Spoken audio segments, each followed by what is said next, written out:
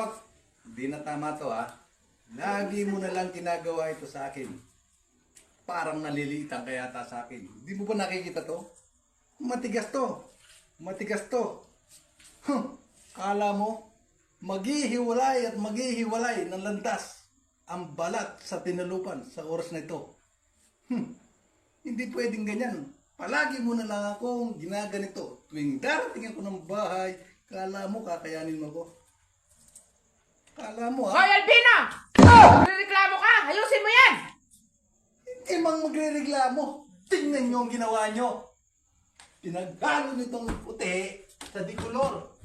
At itong mga labahin na to na may kasama pang tupiin na pinaghalo-halo nyo dito. Nagre-reklamo ka? Bakit? Sinabi ko ba? Sinabi ko ba?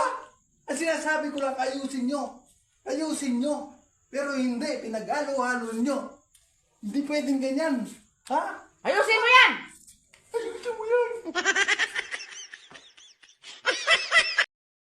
Huwag mo akong ginagalit-galit ha. Tandaan mo to. Baka hindi ako makapagpigil sa'yo.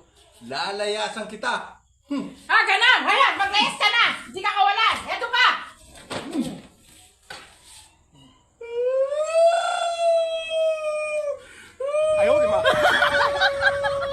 Albina! Kumain ka na!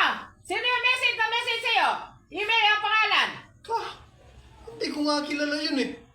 Ewan ko ba bakit message na message sa akin. Email pakiusap lang ha. Kung nasaan ka man at nakikinig ka. Tigilan mo na ako eh. Nag-aaway kami ng asawa ko eh. Okay lang? Ha?